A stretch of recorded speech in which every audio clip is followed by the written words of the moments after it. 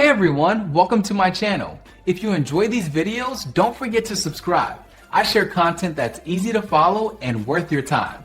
Let's get started. Creating a contact list in Yahoo Mail helps you stay organized and send emails to groups quickly. First, log into your Yahoo account and look at the top right corner of the screen. You will see a small icon that looks like a person or an address book. Click this contacts icon to open your full list of saved people. To add a single person, click the Add a New Contact button at the bottom of the sidebar. Type in their first name, last name, and email address. You can also add phone numbers or birthdays if you want. Click Save to finish. To create an actual group list, click on the Lists tab at the top of the Contacts pane. Select the Create List option. Give your list a specific name like family or work team.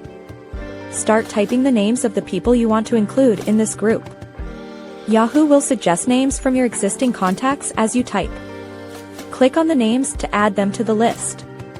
Once you have everyone included, hit the Save button. Now you can send an email to everyone at once by typing the list name in the to field of a new message.